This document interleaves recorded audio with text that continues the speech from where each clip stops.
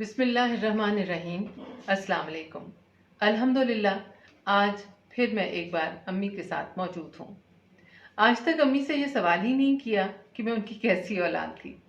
आज बहुत शिद्दत से दिल चाहा कि अम्मी से पूछूं कि मैं उनकी कैसी बेटी थी। अम्मी अस्सलाम वालेकुम। वालेकुम सलाम। अम्मी जब मैं पैदा हुई होंगी हाँ, तो मैं बेटी थी, लड़की थी, तो आपको कैसा लगा? बुरा तो लगा था कि बेटा होना चाहिए था, ये बेटी की तरफ से आ गई? बिल्कुल। वो अल्लाह का अच्छा। शुक्र है, हमारे खानदान में ऐसे कोई नहीं है। हम्म। बेटियों को रहमत ही समझते हैं। बेटियों के पैदा होने पर कोई हमारे खानदान में।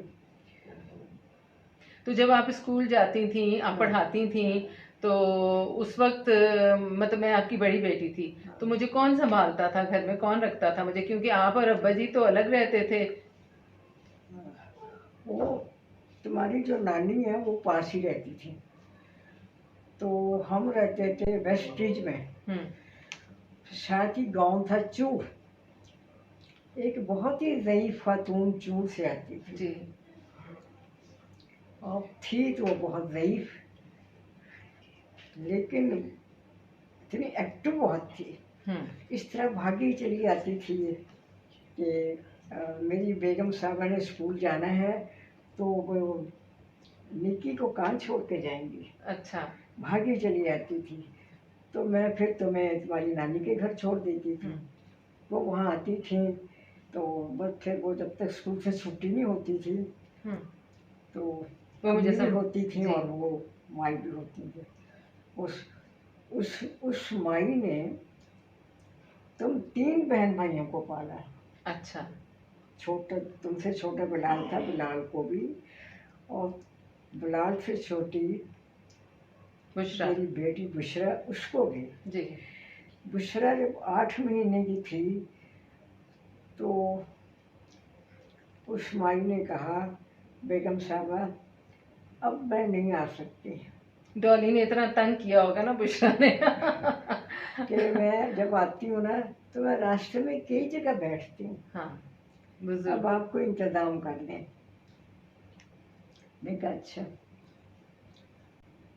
उसने आना बंद कर दिया। फिर एक दिन मैं अपनी बहन को साथ लेकर चूर उसके घर गए। जी। उसने जो ही मुझे देखा, बच्ची मेरी गोद में थी 8 जी। महीने की, तो वो तो उठ के बैठ गई। जी। और उसने मेरी बच्ची को लेके ना अपने सीने से लगा लिया। हम्म। तो उसने वो कहती है, मैं रोज़ पूछती थी वहाँ जो औरतें काम करने आती हैं, किसी ने मेरी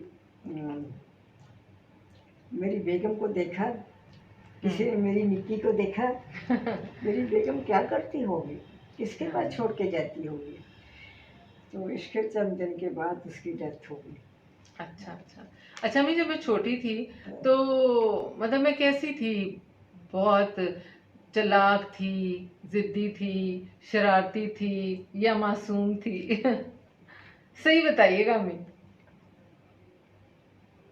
नहीं, एक्टिव थी, एक्टिव। जी। उर्दू बहुत अच्छा पढ़ती थी, बोलती थी। जी। उन्होंने कुरान पाक भी बहुत जल्दी पढ़ लिया था हम्म। और बहुत अच्छा पढ़ती थी। हम्म। पढ़ाया तो मैंने था घर में, लेकिन तो उन्हें बहुत जल्दी कुरान पाक ख़त्म कर लिया था। इसी तरह से उर्दू बहुत अच्छा पढ़ती थी। हम्म। मुझे याद है मैं जब मैं स्कूल में पढ़ा करती थी ना, तो मेरी वो टीचरें जो थी ना वो मुझे खड़ा कर देती थी, कहती थी चलो तुम पढ़ो ऊंची आवाज में, चाहे उर्दू का कुछ होता था सबक या इंग्लिश की बुक का कोई चैप्टर होता था। और दांत मेरे इतने, रंग मेरा ज़ाहिर है काला था। काला ही कहूंगी। दांत मेरे बहुत सफेद थे। तो कहती थी तुम बिनाका के इश्तहार में क्यों नहीं आती? वो टूथपेस्ट नहीं होता था कि तुम टूथपेस्ट के इश्तहार में आया करो, तुम्हारे दांत अम्मी बहुत ही आपने और अब्बा जी ने हमारे दांतों का ख्याल रखा कि हमें आप लोगों ने वो, मुझे याद है अब्बा जी कहते थे गन्ने दांतों से छीलो, और कभी वो क्या होता है वो लाल लाल दंदासा, और ब्रश तो खैर जाहिर एक मॉडर्न चीज़ है, वो तो हम करते ही थे। अच्छा अम्मी, घर के कामों का मुझे शौक था कोई कि मैं जान बचाती होती थी घर के कामों से? नहीं, जान तो नहीं बचाती थी, घर का काम करती थी, शौक से करती थी। तो जी अब तुम कहती हो कि वो हमारी माँ ने अच्छा हमें काम पे लगाया। अम्मी दो दो दफा आप टाकियां लगवाती थी। पहले सुबह हम घर में टाकी लगाते थे, शाम को फिर आप टाकी लगवाती थी। तो वो आदत जाहिर है, लेकिन अब हमारे बच्चे काबू नहीं आते। लेकिन हम अपनी उस वक्त जब थे, हम आपके ताबेदार थे। और अम्मी खुद भी तो आप इतना, मुझे याद है आप स्कूल से जब आती थी तो हालांकि काम वाली के रखे होने के बावजूद आप वो जो खेस और चुतैयाँ वाइट सफ़ेद रंग के होते थे, तब ज़्यादा बक्सों के गिलाफ सफ़ेद रंग के होते थे, आप जनाब लो लगी हुई होती थी उनको हाथों से धोने चमका चमका के। तो बहरहाल तो ये आपसे ही सीखा। और अब बूढ़े हो गए हैं तो अंदाज़ा होता है कि बहरहाल अच्छा वक्त ही गुजार लिया। अच्छा अम्मी, जब मैंने स्कूल में और कॉलेज में तकरीरें करना शुरू की, तो एक तो अब्बा जी और आपने हम लोगों को बहुत ज़्यादा उर्दू पर तवज्जो दी कि हमारी उर्दू अच्छी हो, ताकि स्कूल में हम किसी शर्मिंदगी का हमें सामना ना करना पड़े। और दूसरी, उर्दू हमारी ज़ाहिर कौमी ज़बान है, तो उस पर आपने बहुत ज़्यादा फोकस रखा। लेकिन जब मैंने तकरीरें शुरू की स्कूल में कॉलेज में, तो आप मेरी सिर्फ आप नहीं, सिर्फ आप मेरी मदद करती थी लिखने में भी। और जो आप सुन सुन के मुझे, मतलब दिन में बार बार आप प्रैक्टिस के लिए मुझसे सुना करती थी, तो तंग नहीं पड़ती थी आप? नहीं, मेरे दिल के किसी गोशे में दिमाग के ये था कि किसी ऐसी लाइन में मेरी बेटी चली जाए। तो जिस स्कूल से तुमने 5वीं जमात पास की जी, वहाँ की जो हेड मिस्ट्रेस थी राहत भट्टी, उसने तुम्हें तकरीर लिखने का फन सिखाया।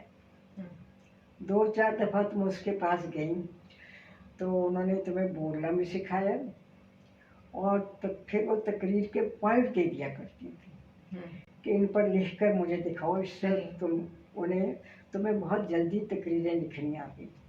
कभी कभी किसी से लिखवा भी लेते थे, लेकिन सबसे ज़्यादा हेल्प जो है उन्होंने राहत भट्टी साहब ने की। अब वो इस दुनिया में नहीं है। बहुत ही शफीक खातून थी। और अम्मी, जब फिर मैंने खबरों, ये इसके बाद में खबरों की तरफ आई, तो साथ ही साथ मुझे याद है आप ही मेरे साथ गई थी। हम सदर गए थे, वहाँ पे कोई टेस्ट था एयर होस्टेस का, एयरलाइन के लिए।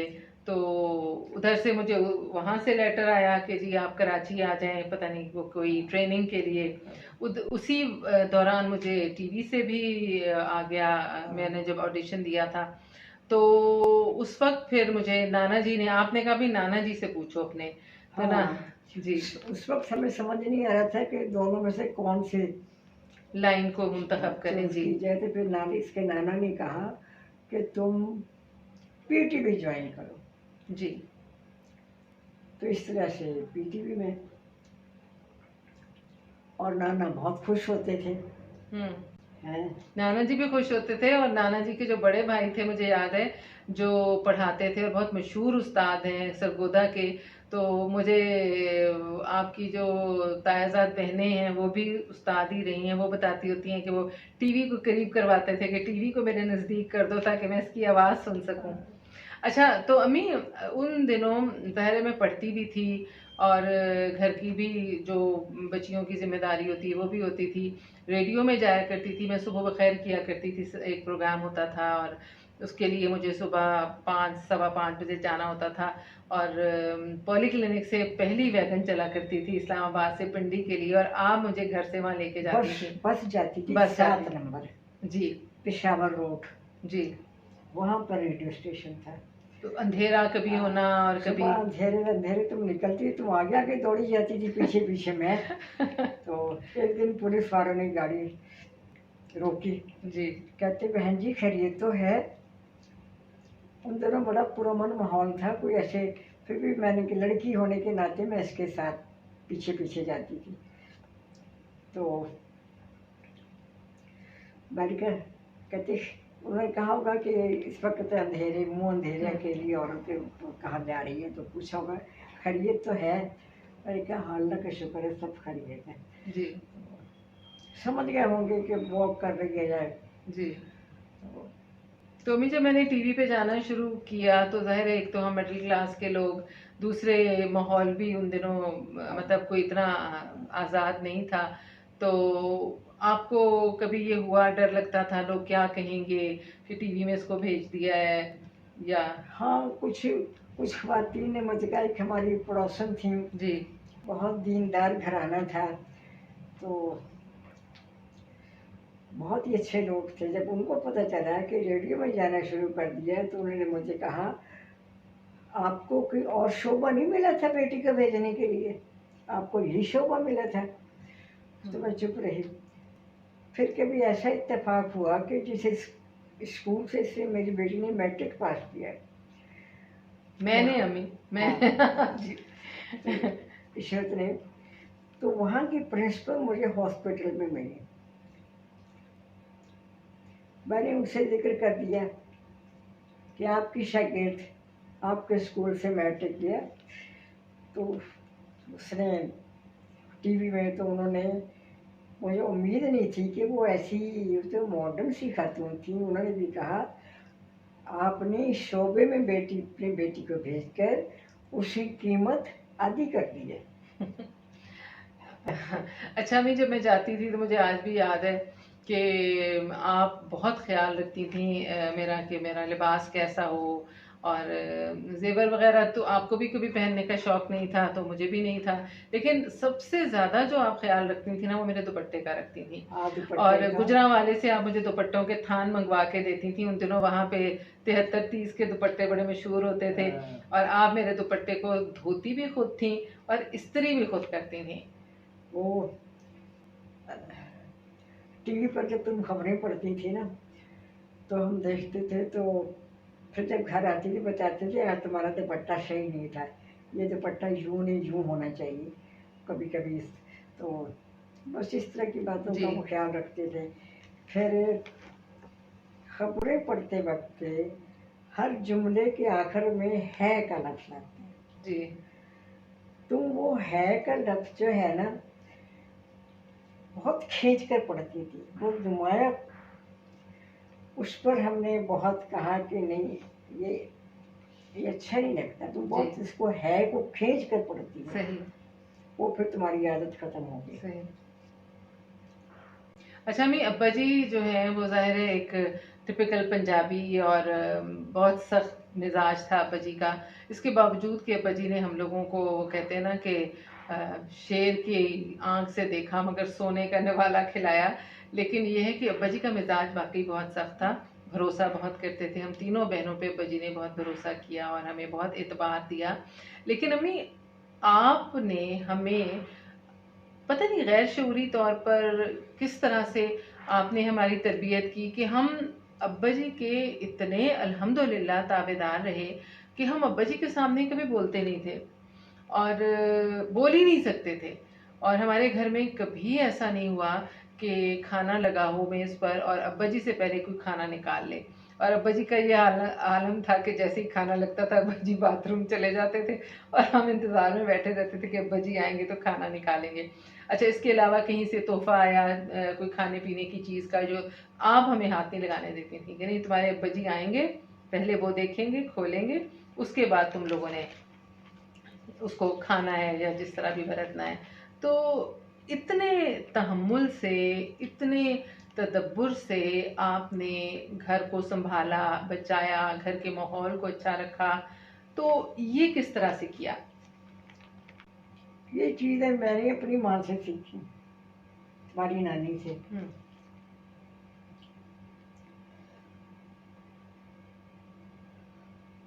तो बस इस तरह से फिर वो, तुम्हारे बाद फिर बिलाल भी इस लाइन में चला गया, जी अब फिर बहू है वो भी इसी लाइन से आई। जी तो हमारे मेरे जो वालिद थे, यानी तुम्हारे नाना, वो तो इस कदर खुश होते थे और कहते थे, दबी जबान से कहते थे, हैं सभी मीडिया में चले गए, जी बहुत खुश होते थे। जी जी। इस सब के बाद आयशा, मेरी जो छोटी हाँ, बहन है, वो भी इसी शोबे में एक गैर मुल्की मीडिया उसमें काम कर रही है और बहुत ही अच्छी उसमें हैसियत में काम कर रही है।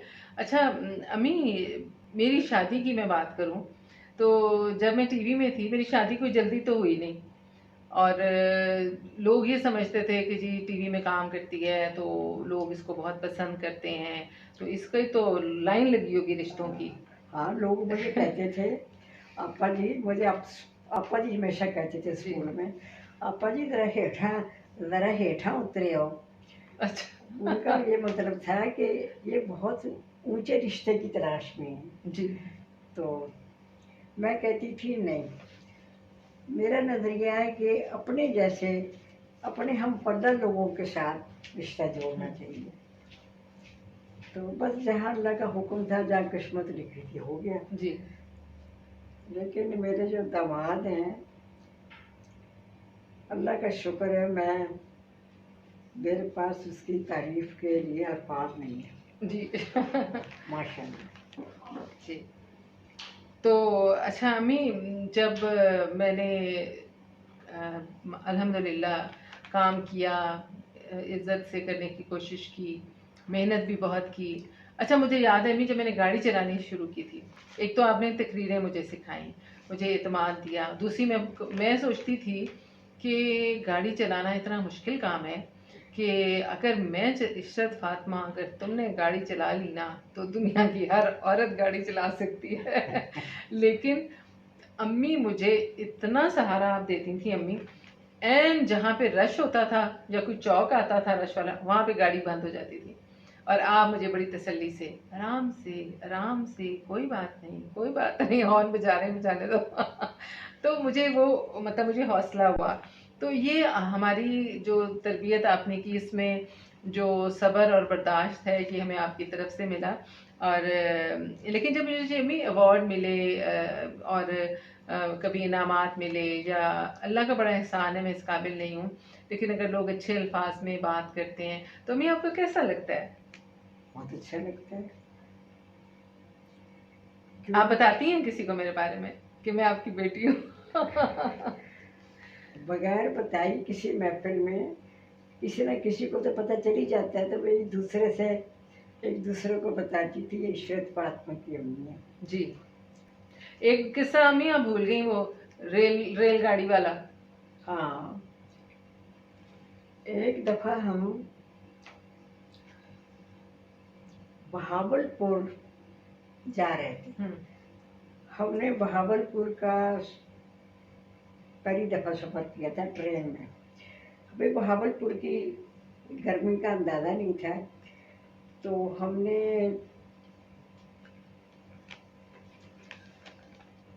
आम टिकट ले लिया होगा।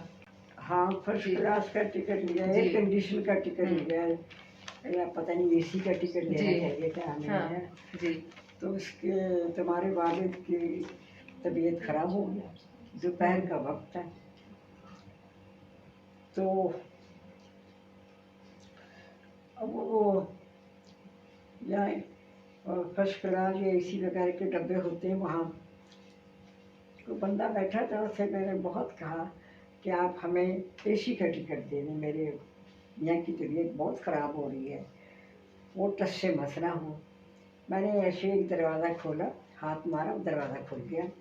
अंदर झांका तो एक साहब बैठे, सादा से लिबास में, मुद्दत से। मैंने कहा, भाई साहब, हम यहाँ बैठ सकते हैं? कहता है, हाँ बहन जी, क्यों नहीं, खाली पड़ा ऐसा है। तो वहाँ बैठ गए। वहाँ बैठते ठंडे कमरे में मेरे हस्बैंड की तबीयत ज़रा बेहतर हुई। उन्होंने बातें शुरू कर दी बेतकल्लफी से, कौन है क्या नहीं, अपने बच्चों के बारे में कुछ बताने लगे। तो अपना तारफ भी खुद ही कराया। तो फिर वो उन्होंने कौन थे वो? जज साहब थे। अच्छा। अब नाम उनका मैं भूल गई। तो वो बड़ी बेतकल्लफी से अपने बच्चों के बारे में, बेटियों के बारे में बता रहे थे। तो फिर मेरे मियाँ ने भी बताना शुरू कर दिया कि मेरी बेटी न्यूज़ कास्टर है, इशरत फातिमा बहुत खुश हुए। तो साथ वाले कंपार्टमेंट में या तो उनके बेटे के कोई क्लास फेलो थे, कोई कबाब लेके आ रहा है, कोई जूस लेके आ रहा है, सबको बता रहे हैं। ये इशरत फातिमा की अम्मी है, ये इशरत फातिमा के वालिद हैं। और फिर कहते हैं कि भाई जूस तो मैंने नहीं पीना, ना इशाक साहब पियेंगे, शुगर के मरीज हैं, जी ये तो बहन ही पियेंगे। जी तो इस तरह बेतकल्फी से हम लोग, उनका घर था वहाँ बहावलपुर में, उन्होंने कहा मेरा ड्राइवर आएगा मुझे लेने के लिए, तो आप भी मेरे साथ ही चलें, पहले मेरा घर आएगा, आपने मेरे घर में उतरना है ज़रूर, फिर उसके बाद आप जहाँ आपने जाना मेरा ड्राइवर छोड़ दें। हम उतर गए उनके घर, उन्हें पहले कुछ ठंडा पिलाया, मैंने अपनी बहू को आवाज़ दी, खाने में क्या पकाया? बहू ने कहा करेले। अच्छा। उन्होंने कहा आप खाना खा के जाएं। तो मेरे हस्बैंड ने कहा जज साहब हम घर ही पहुंच जाएं, घर जाके हम फ्रेश हो जाएं, तो फिर तीसरी आप हमें ना इजाज़त दें। मुलाकात हो गई है, आपका बहुत बहुत शुक्रिया है, तो आप हमें ना हम चले जाएं तो बेहतर है। तो उन्हें इजाज़त दी। तो उन्होंने ट्रेन में बातें करते करते अपने कहा कि इशरत फातिमा के न्यूज़ कास्टर बनने का सारा क्रेडिट जो है वो बहन को जाता है। जी, इतनी सी देर में उन्होंने समझ लिया कि आपने ज़्यादा तवज्जो दी है बच्चों पर। हाँ, तो उसका मतलब माई ज़्यादा तवज्जो देती हैं। तो सही।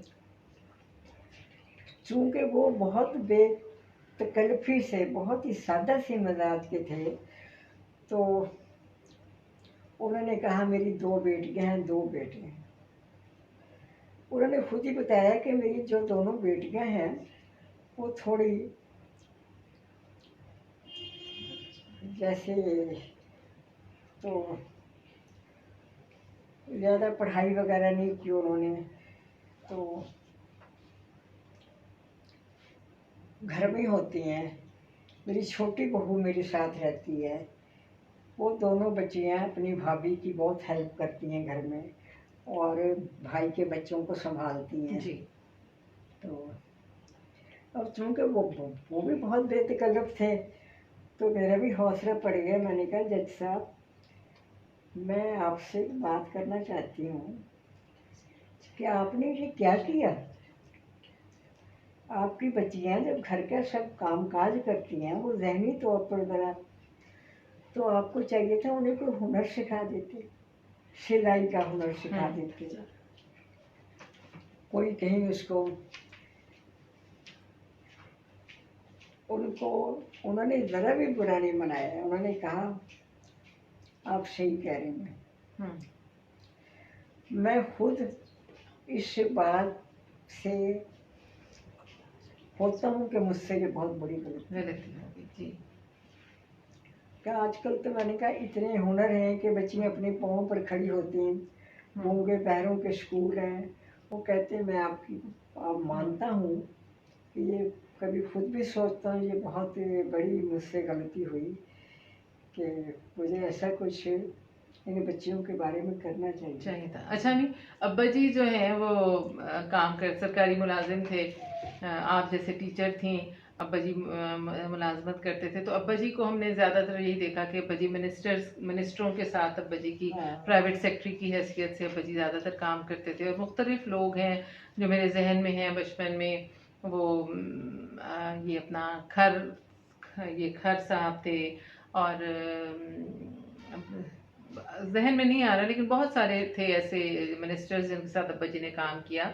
हकीम सईद साहब मुझे बहुत अच्छी तरह याद है कि अब्बा जी जब उनके साथ काम करते थे तो काफ़ी वो अब्बा जी पर भरोसा करते थे, अब्बा जी को पसंद करते थे। और उन्होंने अब्बा जी को जब उन्होंने वो मुशीर बने तिब के और उन्होंने तिबिया कॉलेज बनाया, तो उसमें उन्होंने इम्तहानों का रजिस्ट्रार भी अब्बा जी को ये इसकी जिम्मेदारी भी दे दी थी।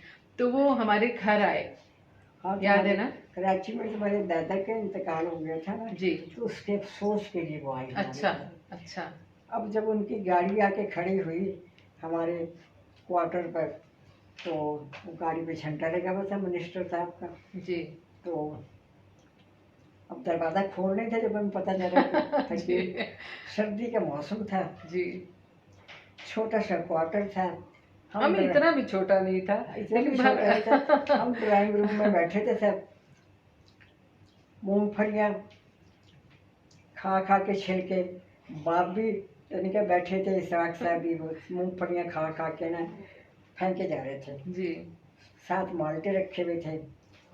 अब हकीम सही साहब को वहीं बुलाना था, वो ड्राइंग रूम था। अम्मी बारिश भी हुई हुई थी, घर टपक भी रहा था। हाँ। और हमने वो जहाँ जहाँ से टपक रहा था वहां पे नीचे कोई डब्बा, कोई बर्तन, जो हाँ। चीज अवेलेबल थी वो रखी तो हुई फिर थी। वो तो चले गए हकीम साहब अफसोस करके। जी। वहाँ जाके उन्होंने सुबह दफ्तर में जिक्र किया।